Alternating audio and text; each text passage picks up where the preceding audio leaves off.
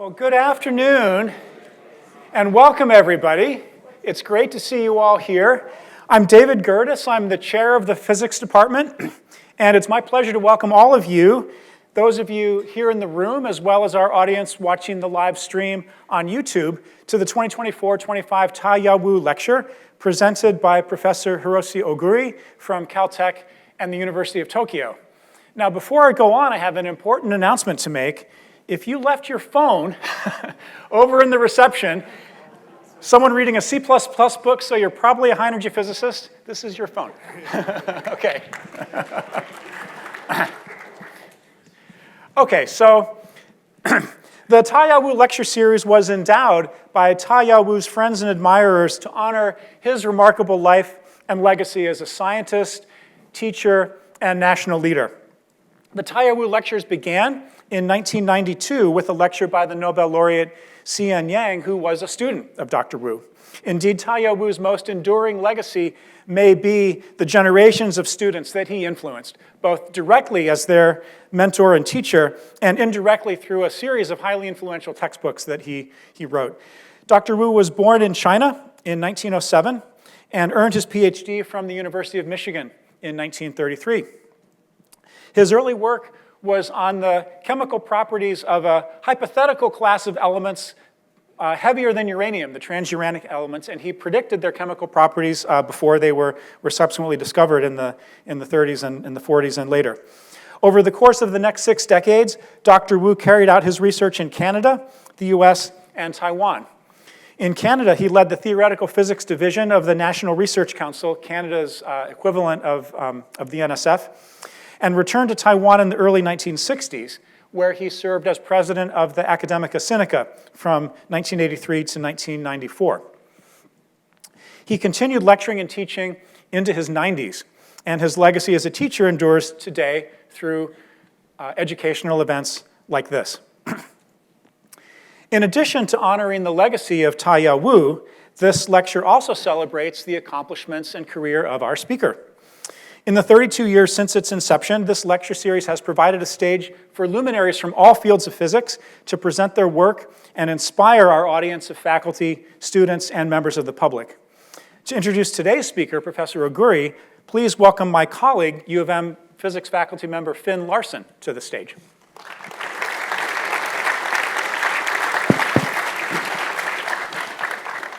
Thank you. So today's speaker, Hirosi Ooguri from Caltech University, Caltech Institute of Technology, is well known, at least for me, already very early on when I was a grad student, as being a prodigy. He received, if I understand it correctly, his PhD in just 2 years and immediately went on to become tenured professor at the University of Tokyo, the top university in Japan. After that, he went to the US and were at multiple distinguished institutions, also as faculty, and made it after a few jumps, different places, in Princeton, in Berkeley, and then to Caltech, where he is now a professor. He was ever since 2000. He was the first Kavli chair at Caltech, and as many people know, Kavli is a major donor also in our field. He was the founding director of the Walter Berg Institute, which is a major theoretical physics institute at Berkeley, and was also part of the founding of the IPMU, which is the major institute for the physics of mathematics of the universe at the University of Tokyo, which is the key research institute in Japan for that. So apart from those organizational things, he obviously has been incredibly influential in string theory, in quantum gravity since the very start, since he really did get in the young age and come in on the bottom floor. He's contributed remarkably to nearly all aspects of string theory, and that's part of the versatility that makes him famous. In addition to that, he's gotten, of course, a number of awards in Japan, in the US. He's a member of AAAS. But he's also known for being a great presenter. He has written public books, sold over 250,000 copies in Japan, and been on bestseller lists. So that makes our expectation for a great presentation even that much higher.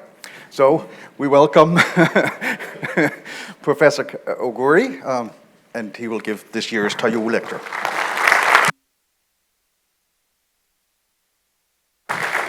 Thank you, Finn.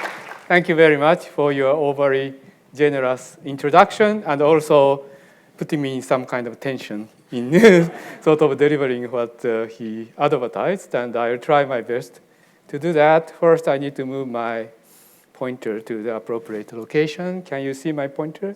Okay, so it's my great honor to present this year's lecture. Wu Tayo was a very important person in science, but also important mentor, and so it's a great honor to give this lecture.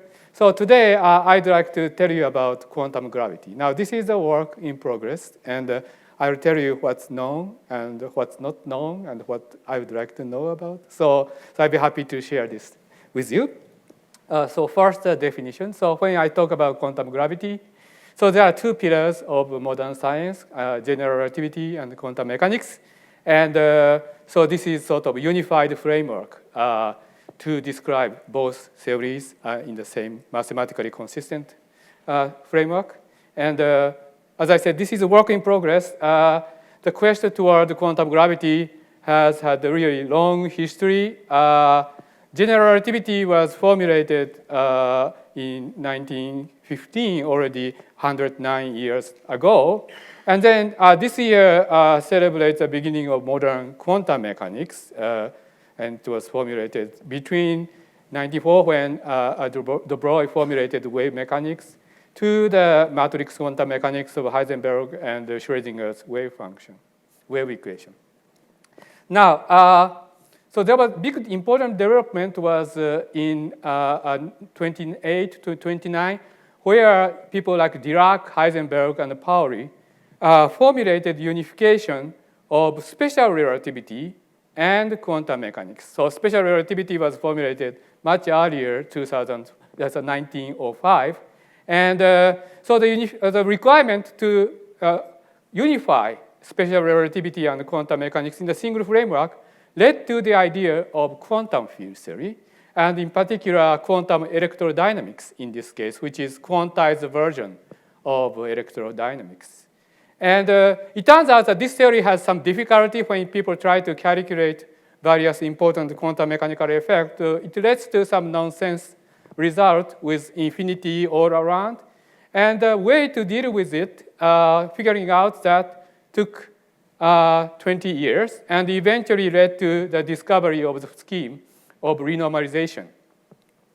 And people, of course, started to think about unification of general relativity and quantum mechanics.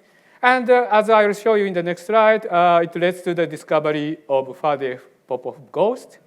And then only after 50 years, half century after the formulation of quantum mechanics, we found at least one framework in which to describe unified general relativity and quantum mechanics in the single framework, which is a string theory. And we have been studying this theory and its consequences for the last half century. As I said, it's still work in progress, but I'd like to tell you about what's known and not known about this approach. But the study of quantum gravity has already had a very important impact in high-energy physics. For example, in 1962, around this time, Richard Feynman was very interested in quantum gravity. And so he tried to apply his Feynman diagram method to do calculation in quantum gravity. And in quantum field theory, one of the important observable is S matrix, which tells you when particles come in and interact with each other and come out, what's the probability of this process. And S matrix allows you to calculate quantum mechanical probability of the process. Of course, the probability has to sum up to 1, and the probability has to be non-negative number between 0 and 1 and sum up to 1. And that requirement is called unitarity of S matrix.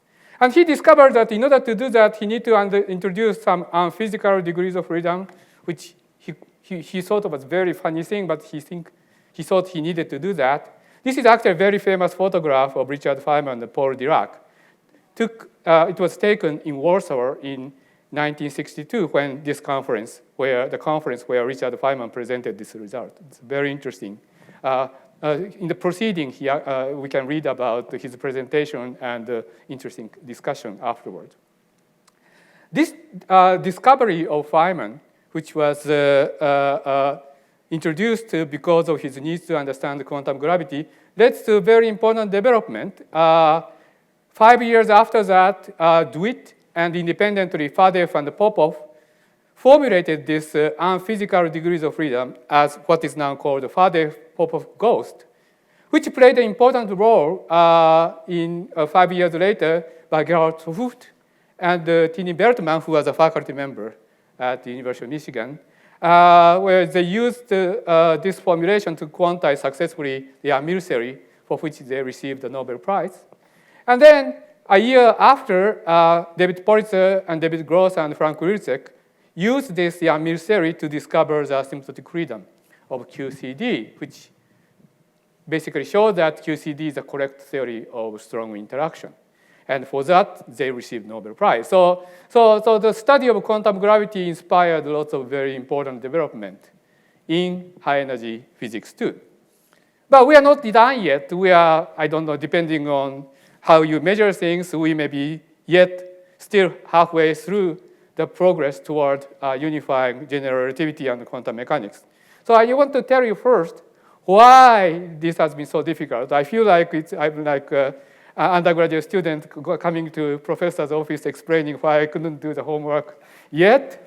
But here is my excuse. Okay, so the typical excuse that people give is that if you have this Einstein's general relativity, which is described in terms of this action, cosmological constant, Einstein-Hilbert action coupled to a finite number matter field, this theory described this by this Lagrangian is not renormalizable.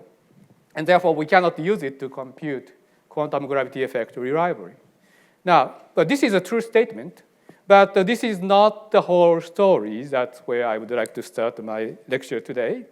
So for example, if you are a nuclear physicist like Professor Wu, you describe a theory of pions and baryons, like protons and mesons, using some low-energy Lagrangian like this.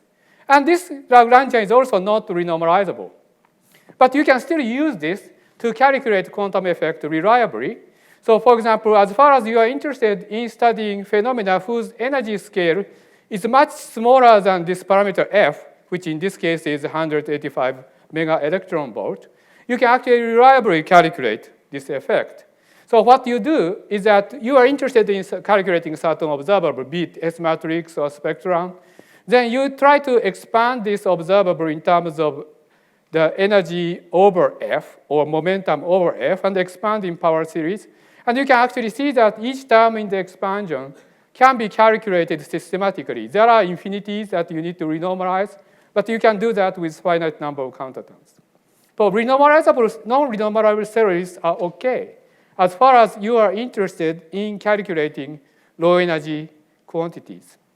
So this idea was put forth by Ken Wilson, who was actually a grad student at Caltech. And so this framework is called Wilsonian effective theory. So this is actually this consequence of the fact that our physical world is hierarchical. So here's a caricature of a hierarchical world. So we are about a meter here. If you go to 1 billion times bigger than that, it's like the orbit of moon going around the Earth. And it was the insight of Isaac Newton to discover that the law of gravity describes the falling of the atom, and the moon going around the Earth is the same law, the universal gravitation.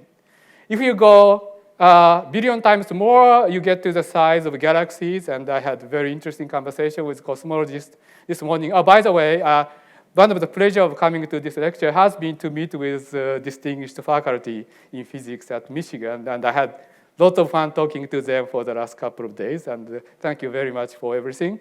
And so this morning I had a very interesting conversation as a cosmologist, understanding the development of galaxies and the new physics. And if you go to yet a billion times more, you get to the edge of the visible universe, and you see the light coming from the beginning of the universe. If you go to the shorter distance, if you go to the opposite direction, billions of meter, you get to about the size of DNA. So nanoscience, nano is 10 to the minus 9. And if you go to one more nano, then you get to the shortest distance that we can currently observe directly by experiment. The CERN's Large Hadron Collider observe phenomena at nano times nanometer. And in each of these scales, we have effective laws. And so, for example, if we want to know about the gravitational effect of the moon, you don't have to understand the quantum mechanics in nanoscale. You have appropriate effective laws, in this case, it's Newton's theory of gravity. Okay? So in each scale in physics, you have different laws.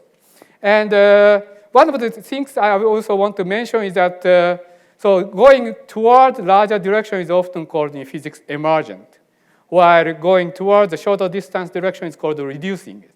So we believe that if you go to shorter and shorter distance, you get to more and more fundamental laws of nature. So that's sort of effective description of nature. And this has been very useful because if you had to know about atomic physics in order to know about the motion of the moon, we would not have discovered this wonderful physics. So nature has been very kind for us in that sense. So this is a Wilsonian view that the pion theory is a low energy approximation to more fundamental laws of nature, which in this case is quantum chromodynamics, QCD.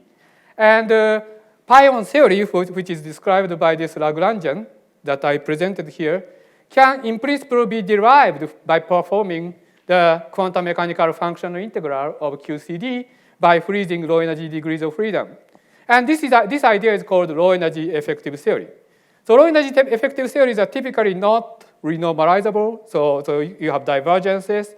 But as far as you are considering low energy expansion, then each term can be calculated with finite number of counter terms, and predictions are reliable, and you can compare with the experiment. So there is nothing to worry about low energy effective theory. And Einstein gravity is also an effective theory in the sense that it can be used to make reliable prediction, including quantum effect, provided that energy and momenta are much less than its cutoff scale. That cutoff means that threshold above that scale requires more fundamental laws. And in this case, it's called Planck scale that will appear later in my talk. So for example, the Hawking radiation from black holes, that was very important prediction of unification of quantum mechanics and general relativity, was done by using this kind of effective field theory calculation. Fluctuation of cosmic microwave background radiation, which has been observed by the CMB detectors, those are supposed to be caused by quantum effect during the inflation, although inflation is still a hypothetical model of the early universe. But you can actually calculate this effect, and then you can compare with experiment and observation. This is actually one of my favorite examples.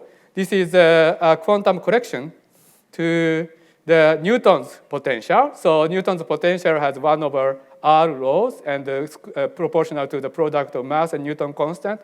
But then there are corrections. And the first 1 over R correction is actually classical relativity effect.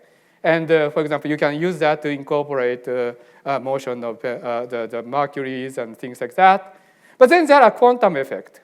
There is a h bar in it and 1 over R squared. And the important thing I would like to stress that, for example, you can calculate this coefficient, 41 over 10 pi squared, very reliably. This is actually the correct number. And this number, in this case, in particular case, is just a calculation, one loop quantum mechanical effect by Einstein gravity. And if you have matter field, you have different number. But you can calculate these coefficients. And then this is actually the correct answer for 1 over R expansion. So you can actually calculate Einstein gravity, the quantum effect of Einstein gravity in this way too. So why do we need quantum gravity? Well, there are 2 things I would like to mention. So one is that there are very interesting theoretical questions that you want to address that you cannot understand by doing this kind of low energy expansion. So for example, how did the universe begin? What was the things like that the universe was like before the inflation? Can you derive inflation model from the first principle? What's the nature of dark energy? How are general relativity and quantum mechanics be reconciled in quantum black hole? For example, yesterday I had a very interesting conversation with Fred Adams, and he asked me the first question how you describe the beginning of the universe using quantum gravity. Unfortunately, I didn't have an answer to his question because we are still working on this. And this is one of the questions that we would like to understand. So maybe we'll ask the same question in 10 years from now, maybe. And well, maybe 5. I hope to make some progress towards that direction. And, but today, I'd like to talk about the second point, which is that the very question of this Wilsonian approach may not work with gravity. So this is, if there is one sort of message I would like to give to you today, is the point that this kind of Wilsonian low energy effective theory approach may not work with gravity. The gravity is very different from other forces of nature. So they say that history doesn't repeat itself, but it often rhymes. And they often attribute it to Mark Twain, although I think that the original citation is not known. So people started to explore shorter and shorter distance to find more and more fundamental laws of nature, the biology, molecules, atoms, and nucleus, and the standard model of particle physics. And so the question you might ask is that if you go to shorter and shorter distance, you find more and more fundamental laws of nature. So does this go forever? Or does it end somewhere? So that's the sort of first question that I would like to pose. And this is related to the point I would like to make, which is gravity is different. So let me tell you what I mean by that. So one way to probe short distance is to build a powerful accelerator. The more powerful the accelerator is, the shorter scale that we can probe. And it's because, for example, of the fact that if you have energy, the typical wavelength of the particle associated to it goes like inverse of the energy. So if the energy is bigger, then you can see shorter and shorter distance scale. But Albert Einstein said equal mc squared. The Phil Lansen kindly mentioned some of my popular science books. So this is actually the cartoon that I drew for one of my science book. So E equal mc squared. So that means that if you have energy, you have mass, and if you have mass, you have gravity, and if the mass is very big, it forms a black hole. So eventually, if you build the accelerator so large so it reaches the Planck scale, then you would create a black hole. And so if you have the situation where you have mass m in this range, then one of the limit for the length scale is inverse of the mass, inverse of the energy, which is the same formula that I wrote over here, except E equal mc squared.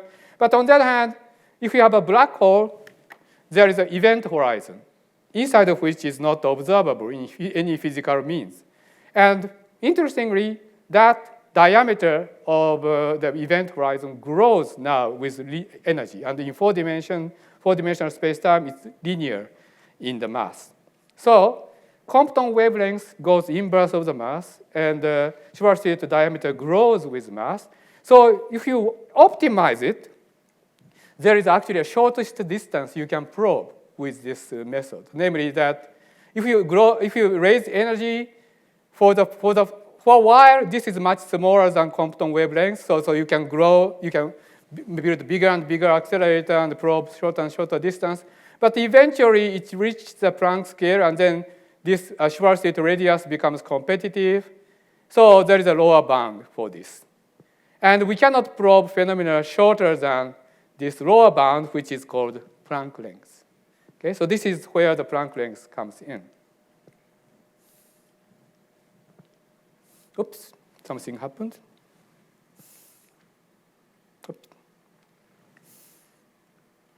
Oops, page doesn't move. Okay, So we cannot probe phenomena shorter than this Planck scale. So in physics, we often take the attitude that if there is a phenomena that cannot be observed even in this kind of Gedanken experiment, even in principle, then we interpret that it doesn't exist.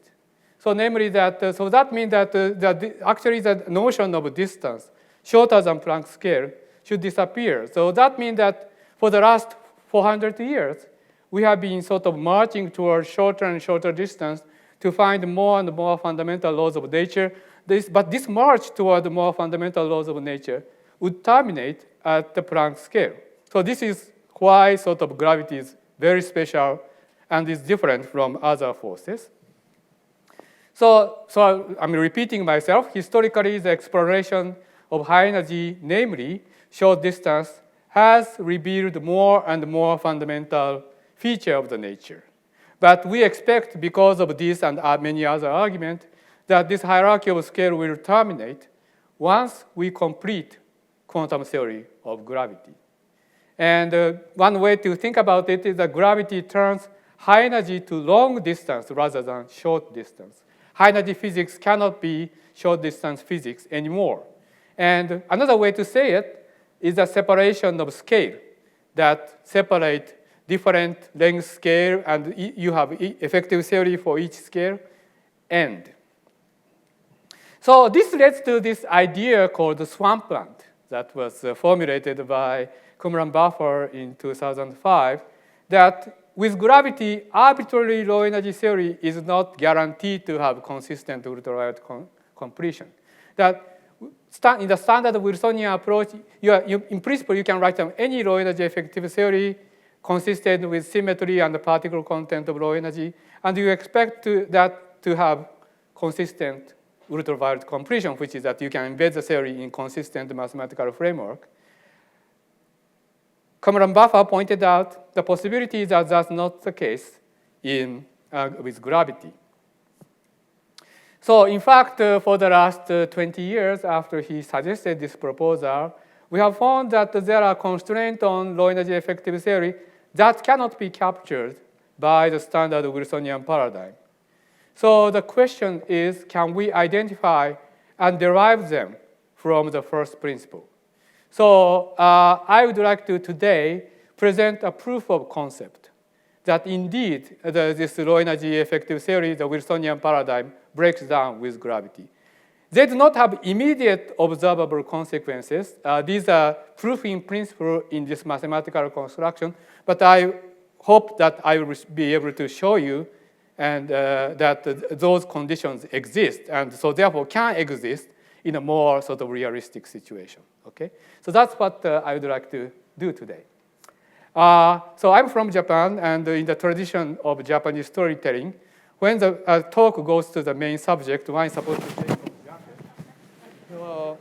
So that's what I'm going to do, but then I have to take my microphone, which I neglected to move. So can you hear me? Okay, so now I'm in the proper attire to get to the main point of my talk.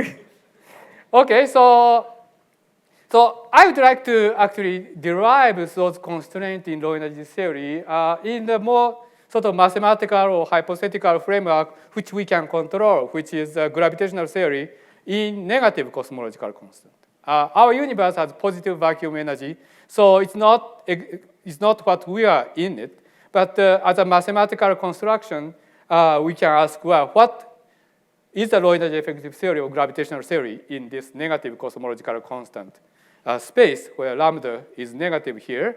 And it's called the anti-Dojita space. So if you consider spatial section of this, it's a hyperbolic space. The famous counterexample to the fifth postulate of Euclid, that if you have a line and if you have another point, you can have a parallel line that do not intersect, and there's only one of them. The hyperbolic ball is the first counterexample to the fifth postulate, and you add time, and then you get here anti-Dojita space.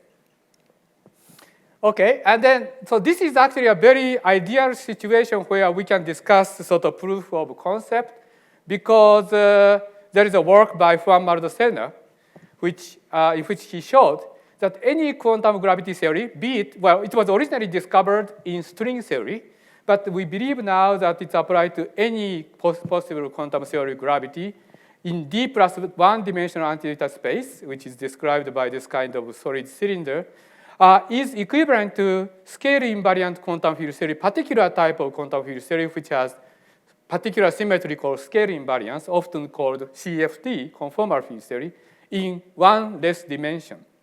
So this is called ADS, CFT correspondence. So theory with gravity in d plus one dimension is equivalent to theory without gravity in d dimension, one less dimension. Okay, I'll tell you later how this kind of idea works in a little bit more microscopic detail.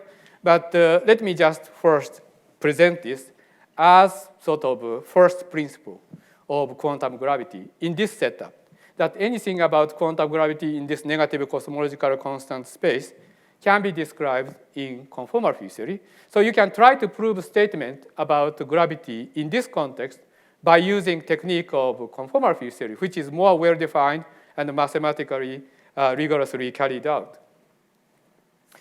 So this ADS-CFT correspondence is an example of holographic principle where we think that all the gravitational phenomena inside of this solid cylinder can be described by projecting data to two-dimensional surface. And in string theory, it is implied by consistency of the description of black hole. But as I said, we believe that this holds for any consistent quantum theory of gravity. Okay, so what I'm going to do today is to use this framework as a first principle and use conformal field theory as a definition of quantum gravity in anti-zeta space. And if you accept this premise, then we can identify and, in fact, mathematically prove various low energy constraints on gravity. So that's what I would like to do. So, as I promised, I will prove several non-Wilsonian statements about quantum gravity in the remainder of half an hour. So there have been several statements we can talk about. The quantum gravity has no arbitrary parameters. That's one of the first statements that was stated. And we can quantify this to what's called distance conjecture. Don't worry about the equations. I will explain that later.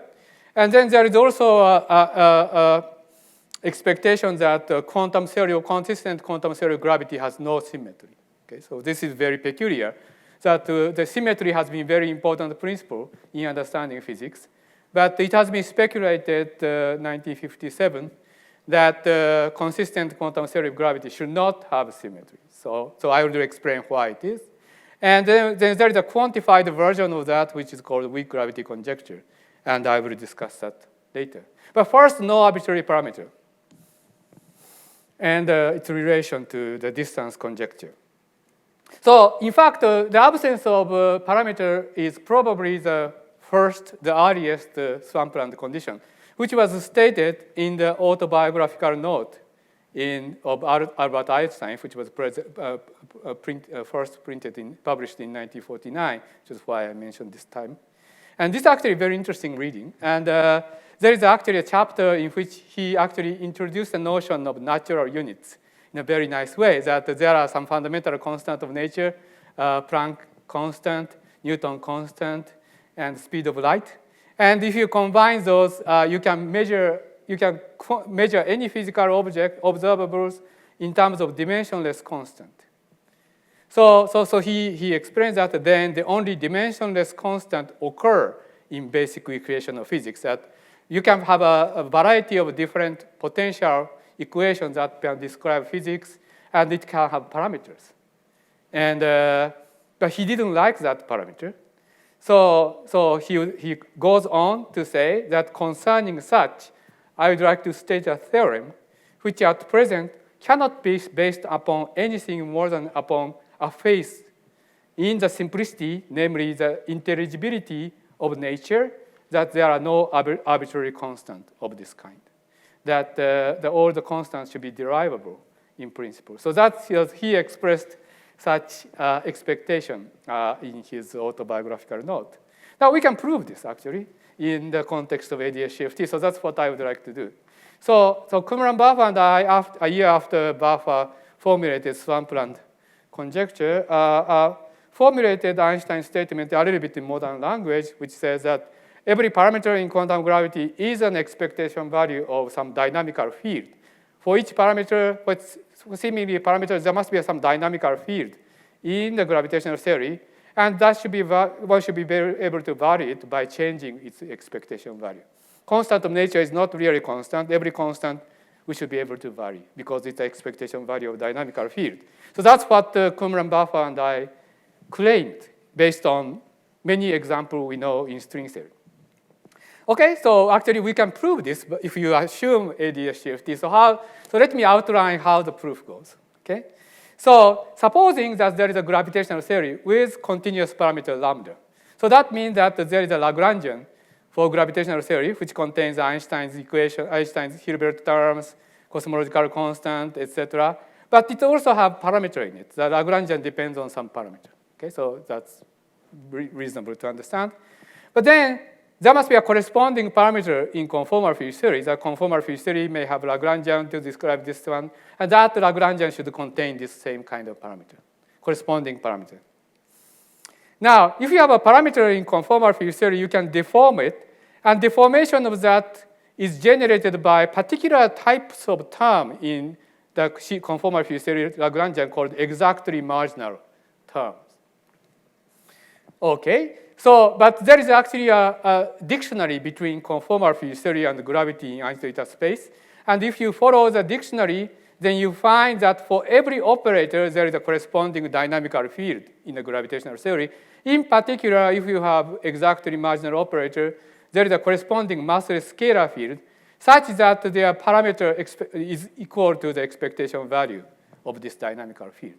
That's exactly what Einstein claimed in the autobiographical note, and that's how we formulated this, the first of the distance conjecture. And namely, the parameter is an expectation value of scalar field. So whenever you have parameter, so this line of thought proves that whenever you have parameter in the gravitational theory in Einstein space, there is a dynamical parameter, and the parameter is an expectation value of scalar field. Okay, so this is sort of very short proof of this rather interesting statement. It is interesting, but it's actually not useful. So this is like very, so when I'm not going to do it today, but in some of the physics colloquium on that subject, I often draw two-dimensional diagram. The vertical axis is useful to useless, and the horizontal axis is rigorous to speculative. And like many things in life, things tend to lie on the diagonal axis. And so I try to sort of move this towards a more useful and rigorous corner. But this is an example where you can, of the statement which you can prove rigorously, but it's not by itself useful. Because what appears to be a parameter in low energy theory may be fixed by potential in a more fundamental high energy theory. So for example, we know that standard model of particle physics that has been verified to death in the Large Hadron Collider. Yesterday, actually, I had a very interesting conversation with a high energy experimenter doing a very interesting check of standard model of particle physics at CERN. And this model has 19 parameters, or we know that there are also neutrino has masses, so if we include that, there are 7 more, so there are 26 parameters. The lambda CDM model, which is a standard model of evolution of the universe, the lambda CDM model has 6 parameters. But we don't believe that those theories are in Swampland, that even though there are no corresponding dynamical field in low energy. And the reason we believe is that they may be determined by dynamical field, but those dynamical field has a potential whose value can be fixed. So we don't see that in low energy. So this is not very useful then, that even if you have a parameter, you don't know whether there is a dynamical field and how these values are determined. So we went on, Qumran and I went on to explore more examples in string theory and formulated more statements which seems to be true in all known string theory. So for example, if you have a parameter, space of parameter in quantum gravity, there is always a direction which can go to infinite distance.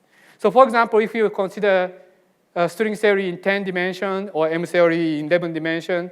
And if you compactify this theory like Karuta-Klein, that Oscar Klein was here at the University of Michigan. And I understand he actually did this work about the emergence of non-abelian gauge theory from compactification while he was actually a faculty member at the University of Michigan. So in this kind of constructions, for example, the size and volume of this internal space can be parameters. And if the size grows, the distance to the infinite volume is actually infinite in appropriate length scale. And if you do that, the Karuta-Klein excitation becomes very light. So the second conjecture we formulated is that whenever you go to that kind of infinite distance, then there is always a tower of light particle emerging. And we can formulate this in a more sort of careful way. And so in order to, I don't want to bore you with all these equations and sentences, except to say that we actually quantified how this light degrees of freedom emerges. And if we can actually quantify, so what I mean is that if you go to the distance in the moduli space, the space of parameter of gravitational theory, in the infinite distance limit, then there appears light degrees of freedom, light particle whose mass goes like exponential in the distance. It goes like decays exponentially. So if we can actually, so at that time we thought that if we can actually bound this parameter, then we'll have a very useful constraint in low energy theory. So I'm very happy that this year actually we were able to do that in a very simplified setup with Ihan Wang, who is assistant professor at NYU, and me. And we actually were able to prove that in the class of gravitational theory, that actually if you go infinite distance, mass indeed decays exponentially, and this parameter, coefficient alpha, is bound below by Planck scale and bound above by the curvature scale of anti-Utah space. So in particular, what this shows is that if the scalar field rolls beyond the Planck scale, the low energy effective theory should always break down. Okay? So this is actually very significant if something like that is also true in the inflation model, in a more cosmological situation, because typically, in order to have exponentially large expansion, what people call 60E folding of the inflationary universe, then it requires that what is called inflaton analog of this phi to change its value more than the Planck scale. But this type of theorem that we have proven shows that if there is a scalar field whose expectation value changes more than Planck scale, actually quantitatively here, it's two-thirds of Planck scale, then low energy effective theory should inevitably break down by having some lot of light degrees of coming in, light degrees of freedom coming in low energy. So this, if something like that is true in our real world scenario, then it can put strong constraint on inflation model. So I think research in this direction is very interesting. And so there was a speculative paper that my colleague Scarassi and Irene Valenzuela wrote some years ago, where they took our conjecture on face value and assumed that it applied to the real world cosmology and see what you get. And then they found actually that it put actually rather stringent constraint on the polarization of cosmic microwave background radiation, because it puts constraint on how much inflaton travels. And so the amount of travel of inflaton is related to the amount of polarization of cosmic microwave background radiation. So there was actually an interesting story. I think it's about 2014 when BICEP2 experiment announced that they have found primordial polarization of cosmic microwave background radiation.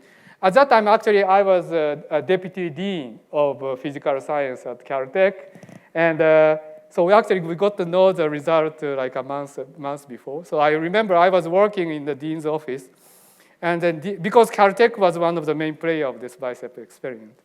So Dean came in and said, you know that the BICEP has a result. And I asked, well, what's the value of R? He said 0.2. And they said, well, this is great. It's going to kill string theory.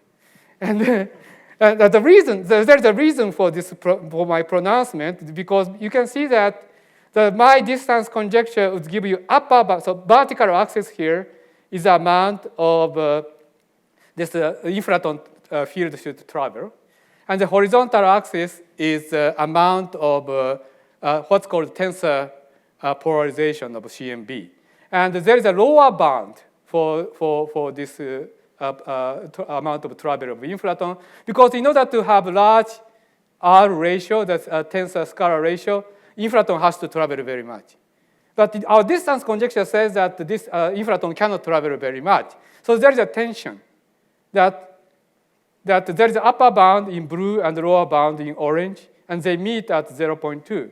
So if R were greater than 0.2, then it would not have been possible to realize it in string theory. So that's why actually I said, well, it's great. It's going to kill string theory. I should have written a paper about this, but I didn't. So, but he remembers it. Tom Sofer, who was a chair at the time, actually teased me about this afterwards. So this was just to demonstrate that extending this kind of result to the more realistic situation is potentially have very interesting consequences. So this is the sort of line of direction which started with Einstein, that there are no arbitrary parameters in gravitational theory, and led to our distance conjecture. There is another line which says there is no global symmetry, and that was actually John Wheeler. So I consider this as the second earliest Swampland condition, so this is actually Annals of Physics article that he and Minsner wrote, and in which he basically said that there are no global symmetry in quantum gravity. And so the idea is sort of motivated in many ways. For example, you can have black hole in quantum gravity, and you can, suppose you have like two species of particles with identical properties, and you can throw one of them, but if the particle is inside of a horizon of black hole, then you don't know which one is thrown in. And then if the black hole decays, emits radiation and decays by Hawking radiation, then that information is lost forever. So therefore, the notion that there is a global symmetry to distinguish these two types of particles will be lost by quantum gravity effect.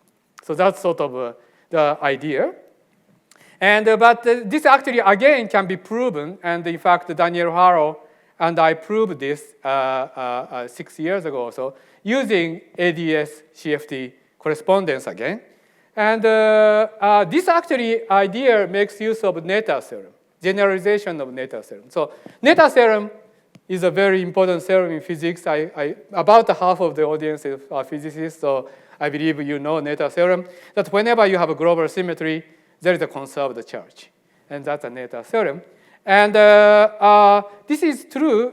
This is easily true for continuous symmetry. And this is the original Noether's theorem. So whenever you have some symmetry in the physical system, there is a conserved current acting on the Hilbert space. And then you can actually construct the generators on the Hilbert space which generates the symmetry by exponentiating the integral of the current. The important thing is that it's an integral of the current on the Cauchy surface, the initial value surface. So if the surface is divided into disjoint union, then this unitary operator becomes product of operator acting on the each region. So if you have a spatial slice of the space, and if you have a Noether charge acting on it, then if you divide the space into half, it becomes product of the operator. So that's sort of a main feature of Noether's theorem. And it was actually proven by rigorous algebraic quantum field theory people that this is true even for discrete symmetry. So this is actually, this is called generalized Noether's theorem. But this is actually in tension. This is in contradiction with how holography works in quantum gravity. So this was discovered by Aram Haley, Dong, and Harrow some years ago, that people are interested in how holography in ADS-CFT works in a sort of microscopic way. So they came up with a very interesting insight. So as I said, in ADS-CFT correspondence, you have gravitational theory in d+1 dimension in isolated space. But it's supposed to be equivalent to conformal field theory in d dimension. So conformal field theory has one less dimension. So where do you get extra one dimension coming out of gravity? And what those people discovered is that this additional information is coming from quantum entanglement on the in this conformal field theory. And in particular, the way that this reconstruction of local information appears is closely related to the idea of quantum error correcting code. That is that, so in classical computer, like I have in laptop, for example, they use error corrections. So we have this machine is under various thermal disturbances, so you need to continuously correct information. And the way that a classical computer does is to introduce redundancy. You make same copies of the same set of information and check various things like parity checks to make sure that information is held intact. In quantum computer, you cannot do that because there is a thing called the quantum no cloning theorem or the no Xerox theorem that says that there is no unitary process which maps one state into tensor product of the same copy. So people came up with a very clever idea called the quantum error corrections, in which they actually is also encoding information in redundancy, but in a way that quantum entanglement between different copies carries the information. And so this idea, it was shown that this is exactly how it works in quantum gravity. And however, if you assume that, then this actually shows that you cannot have quantum gravity having global symmetry. And it follows from the following point that suppose you have some local object which carries a charge with respect to some global symmetry, then you can actually find a contradiction. Because if you have a boundary divided into various segments, then the unitary operator to implement the symmetry is product of local operator. But if you have this kind of product action, it cannot change the entanglement nature. So it cannot even, in principle, act on this operator. So this kind of argument led to the contradiction, and it showed that there is no global symmetry in quantum gravity. In fact, this leads to some interesting development that I mentioned that there are two lines of Swampland conditions. That one is that there are no arbitrary parameter in quantum gravity, and the second is no global symmetry in quantum gravity, and there are two different lines of insight into low energy effective action. But it turns out that these are actually the same statement. That for the last decade or so, the notion of symmetry has been in quantum field theory and quantum mechanics has been greatly generalized thanks to the work by Davide Gaiotto and my colleague at Caltech, Anton Kapustin, Nati Zyberg, and Willett. And so one of the generalization is the following consequence, that absence of parameters that Albert Einstein mentioned in his autobiography note can be regarded as some absence of particular type of global symmetry. And in that way, you can actually unify these two ideas. But again, just like absence of parameter by itself was not a very useful constraint on low energy theory, absence of global symmetry itself is not a useful constraint. For example, the standard model of particle physics preserves B minus L, baryon number minus lepton number symmetry, which is supposed to be a global symmetry in standard model of particle physics. So it can be violated in high energy. But unless we know how this breaking happens, in what size, and in fact, yesterday, Fred and I had a very interesting conversation about the rate of proton decay and its consequence to the far future fate of the universe. And those questions, we want to know how strongly this type of global symmetry is broken. And we don't know from this absence of global symmetry theorem. And this is analogous to the absence of parameter in Einstein theory, that what seems like a dynamical parameter may be expectation value of dynamical field fixed by potential. And similarly, what seems to be a global symmetry may be some accidental symmetry in low energy. So in order to make more useful prediction, Nima Al-Kani Hamed and his collaborator formulated what is called weak gravity conjecture. So this is an idea that any low energy theory described by Einstein gravity and Maxwell field and finite number matter field, if it has a consistent ultraviolet completion, then there must be a particle with charge Q and mass m satisfying this inequality. So this is a weak gravity conjecture. And so again, Daniel Haro and I came up with some argument using ADS shift correspondence which support this more refined version of conjecture. So this actually has a rather interesting consequence in our real world. So in previous presentation, in earlier, I mentioned that even though this distance conjecture is proven in ADS CFT context, but if you assume something like that is true in our real universe, then it would have a very important consequence in the prediction of inflation. And Kumran Baffa and I did something very similar to that, that if you assume this weak gravity conjecture also in our real universe, then it actually have a very interesting inequality between dark energy and neutrino mass.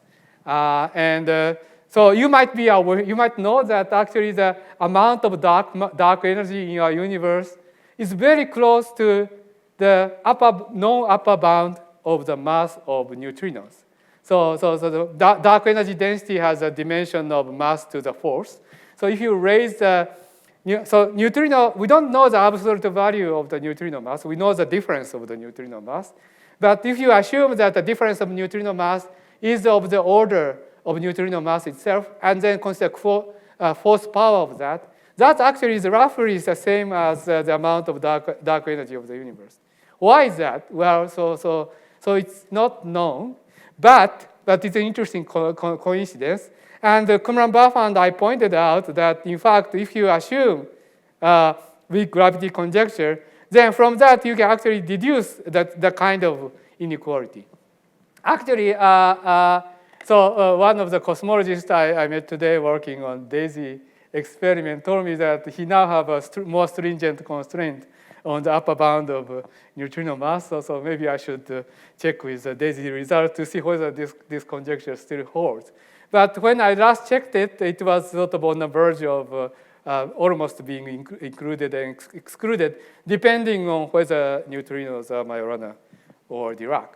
So this is actually also a potentially interesting direction. So I think it's interesting that there are actually non-trivial. So all these constraints are not obvious from Wilsonian point of view. And, but you can actually derive this, some of them from first principle. And if something like that is true also in our real cosmology, real universe, then it has actually important consequence in our observation and experiment. Well, scalar field has potential. Inflation model has scalar field with potential. So it would be good to have constraint on scalar field also. So this is something that also Kumran Baffa and I worked on, and we tried to put some constraint on the model of cosmology. But recently it was actually found, it's not my work, but it's so interesting, so I thought I should mention it, that you can also derive constraint for the potential for scalar field from first principle in the context of ADS-CFT correspondence. So this is the following kind of situation. So supposing you have low energy theory where you have Einstein gravity, Einstein-Hilbert term, and kinetic term for a bunch of scalar field and the potential. And the value of potential determines the amount of dark energy in this uncertain space. So there is this inequality in general relativity called the Penrose inequality. So this is the following idea that if you have a large amount of mass in some part of the space-time, then the light starts bending. And if all the light cone bend toward inside, it creates what is called apparent horizon. That in order to see whether apparent horizon is the event horizon or not, requires that you need to see the infinite future. But apparent horizon is determined by the condition locally, by just observing how the light cone bends. And there is the inequality that Penrose proposed is the inequality between the mass, total mass in the region, and the size of the apparent horizon surrounding it. In asymptotically flat space-time with zero cosmological constant, it's a conjecture. It's motivated by cosmic censorship hypothesis. However, in uncertain space, you can actually prove this using consistency of conformal field theory. And this was done by Gary Horowitz and Netta Engelhardt about 5 years ago. And the inequality takes the following form, where M is the mass of the region and A is the size of the apparent horizon. So there is this kind of inequality. This is an inequality for 4-dimensional uncertain space, but you can derive it in other dimensions. There is an interesting inequality between Newton constant and mass and the size of apparent horizon. Okay, so what it has to do with the potential? So Asmund Folkestad, who was a graduate student of Netta Engelhardt, actually showed that if you consider this type of scalar potential, and if you assume certain kind of type of potential, you can actually create an initial condition that violates the Penrose inequality that I wrote down over here. And it's actually a large region. So if you parameterize, for example, potential for the cubic term and the fourth quartic term with coefficients G3 and G4, so then there is a vertical axis is G4 and horizontal axis is G3. And this half of this region is excluded by requiring that the Penrose inequality violating initial condition cannot be constructed. So if your potential is in this region, then your low energy theory is in swampland.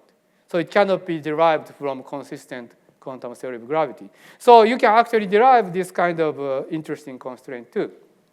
So I'm supposed to end at 4 o'clock, so it's 4 o'clock, so I should end. So there is a one sentence summary of my talk, which is gravity is different. And so that's what I would like to tell you about today. But expanding it a little bit more, there are constraints on low energy effective theory of gravitational theory that cannot be captured by the standard Wilsonian paradigm. And I hope that I have been able to demonstrate to you mathematically that this is a true statement, that there are constraints. It's not the realistic situation, but proof in principle that you can prove that gravitational theory in this setup has no arbitrary parameters and no global symmetries. And in certain cases, you can actually quantify this in the form of distance conjecture and weak gravity conjectures that in the gravitational theory in uncertain space, you can quantify and prove parts of this conjecture as from the first principle.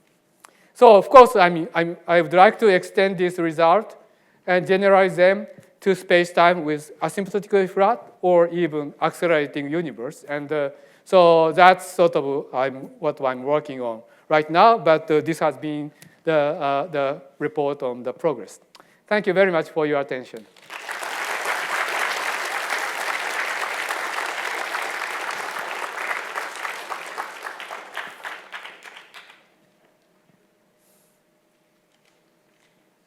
Okay, thank you so much for that talk. And we do have time for some questions. And if you do have a question, please raise your hand, and then either I or one of the 2 microphone runners on the sides of the hall will give you a microphone so we can all hear.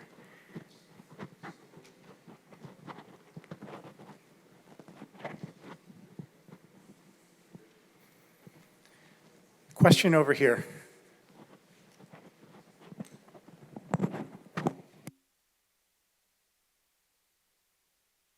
The microphone is not on.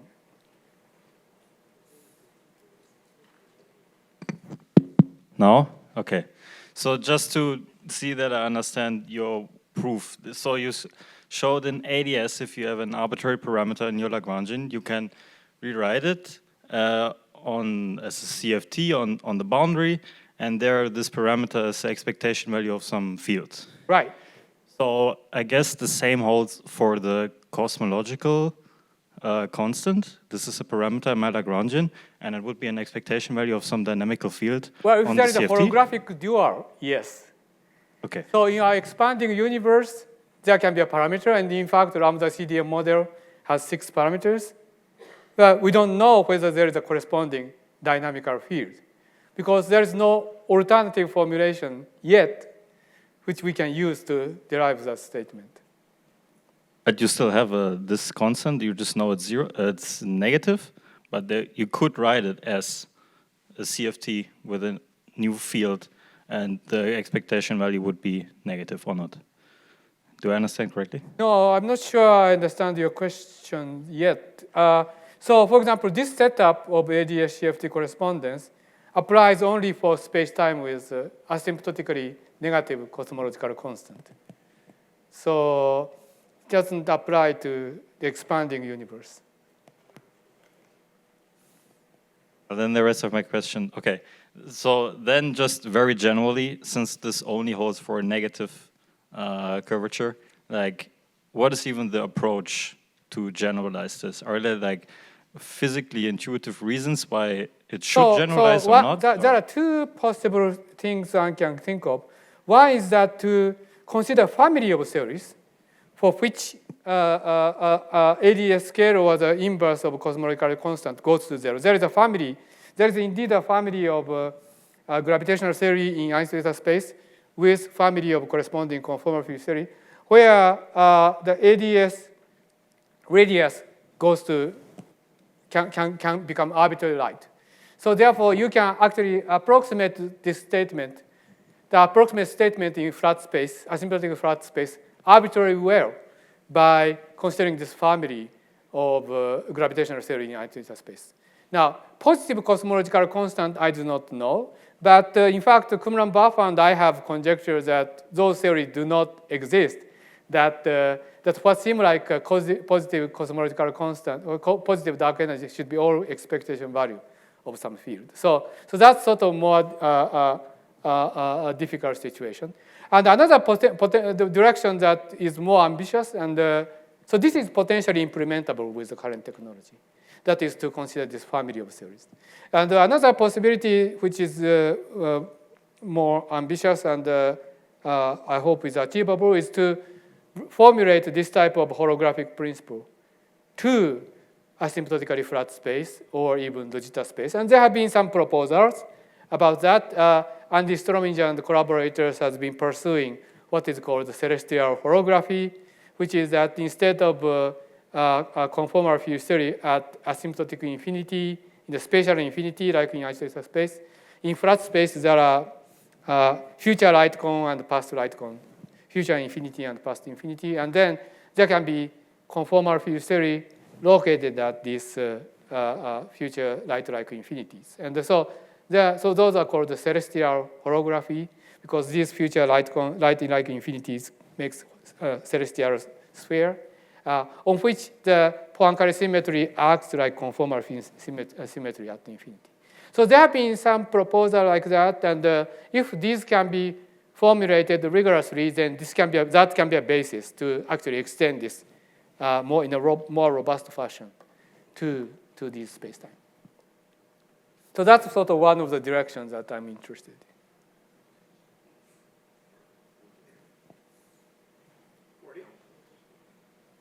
So microphone is coming, Gordy.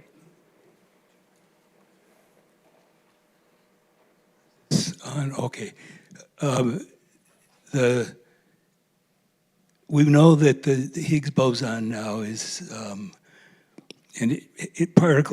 massless particles interacting with the Higgs boson get mass. And so it's a particle that, for that to work, the Higgs mass must not vanish. It has to have a non-vanishing vacuum expectation value, and that gives it a mass too.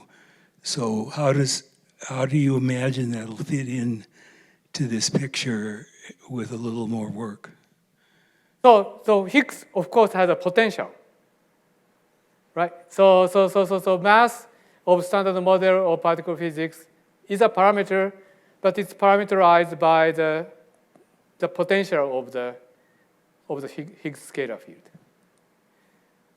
So having a non-vanishing potential So potential is important to, of course, determine the value of the mass and its coupling to standard model particle, right? So that fits in with, you won't have any problem with the theorems about mass vanishing and so forth. it'll work out okay with the Higgs. Yeah, so that's one of the reasons why I was interested in sort of understanding the situation where scalar field has, I went in the wrong direction. But toward the end of my talk, I talked about the situation where, this is what I was interested in, the case when the scalar field has a potential. And that's sort of one of the situations where this kind of approach is relevant. Okay.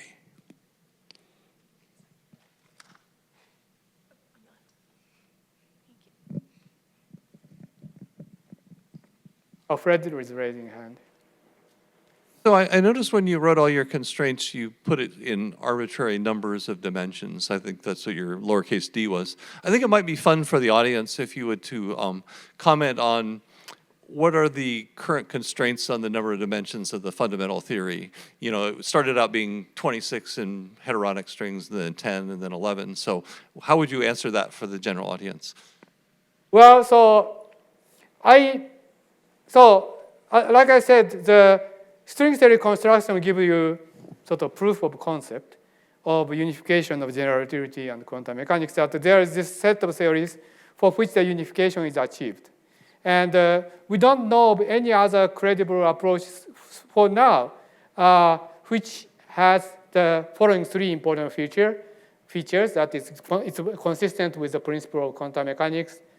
It contains low energy gravitational theory and flat space as a solution. So there are no other approach to quantum gravity that has all these three features except for string theory. And in string theory, the D called 11 is the highest number as we know of. And there are reasons for this. And so it's related to the fact that supersymmetry is an important feature of string theory. And if you want supersymmetry, then you cannot have arbitrary high dimensions. And the reason for that is that, well, one of the simplest reasons for that is that if you have supersymmetries and if you assume that fields in low energy theories are in terms of scalar, spinor, vectors, and gravity, then you cannot have a higher spin field because that will not be consistent with other principles.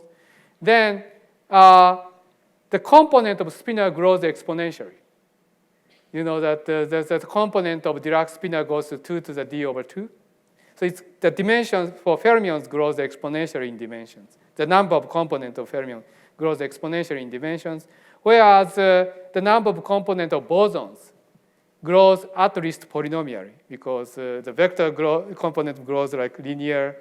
The graviton grows quadratically. So from that, you can already see that there must be in order for the space-time supersymmetry to exist, there must be upper bound on the dimensions.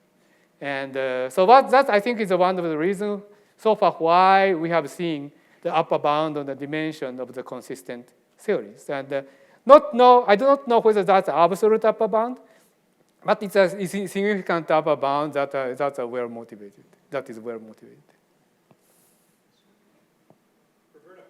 Yeah, allow me to put on this side all the experiments physicists and non-physicists have made over many, many years. And here, the standard theory we use every day.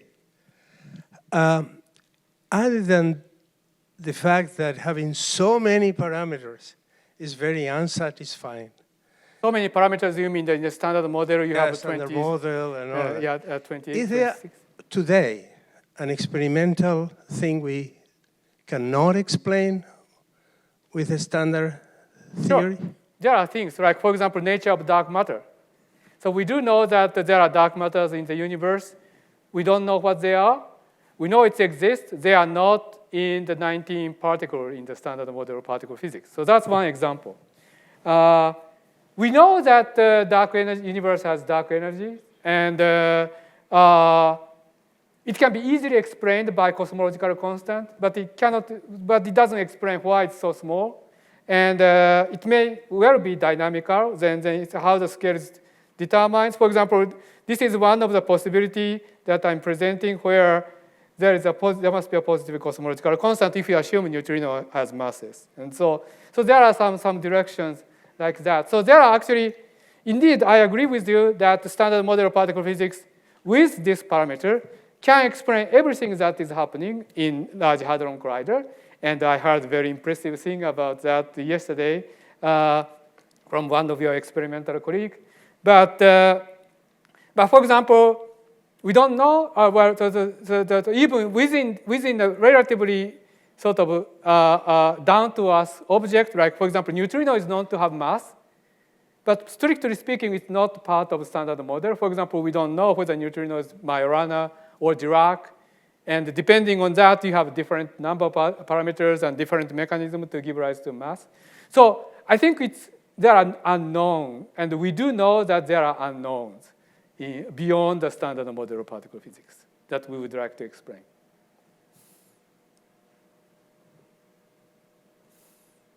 We have a follow-up to that question. Yes? So if the graviton were to be discovered, for example, and gravity were to be quantized, to some level, how would the Swampland regime change as a result, or how would these constraints change, or can it account for this kind of new particle? Sorry, so let me, can I repeat the question? So you asked, supposing graviton exists, which seems to be a reasonable prediction of quantum gravity in the low energy, then what's the... Then how would it impact these constraints that we were talking about, or the Swampland regime? Like how would those change, or does it already take into account a possible quantized graviton? Well, so actually the graviton is an interesting question, but the Swampland conditions that we have discussed so far themselves do not exclude the existence of graviton, or it has no implication of whether graviton exists or not. And in fact, if you assume low energy effective theory, which can be consistent with all known Swampland conditions, you can quantize it in a way that I mentioned earlier, that in energy scale much below the Planck scale, you can quantize and find consequence consistently. And then it's totally consistent with everything we know that the quanta of graviton should exist. Now, there is a very interesting question, however, of how do you go about detecting gravitons? Because it's very weakly interacting. And so there have been actually some papers, including the one by Freeman Dyson, about how to go about building experiment. And there are some people say that if you build detector, since graviton interact so weakly, so if you try to build a detector that detect black hole, then the detector would collapse into black hole or something. Detect graviton, then the detector would collapse into black hole. But actually, there are some controversy about this. So I do not know the status of this. But apart from this type of questions, that I don't think there is. So that's a question of whether you can detect or not. But I think the existence of quanta of gravitation I don't think is controversial.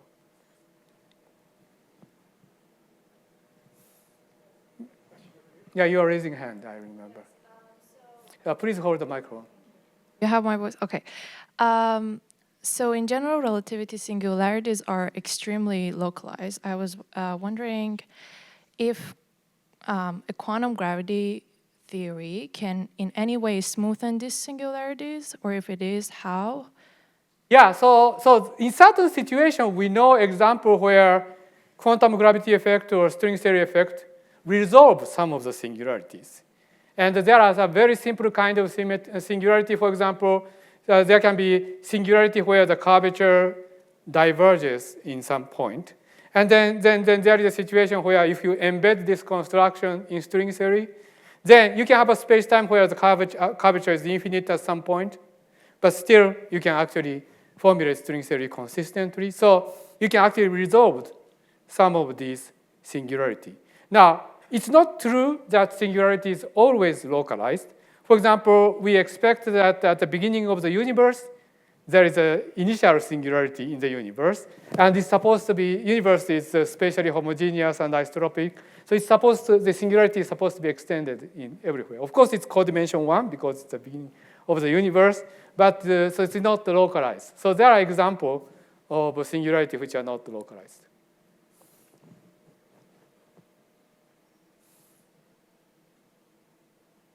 Any more questions?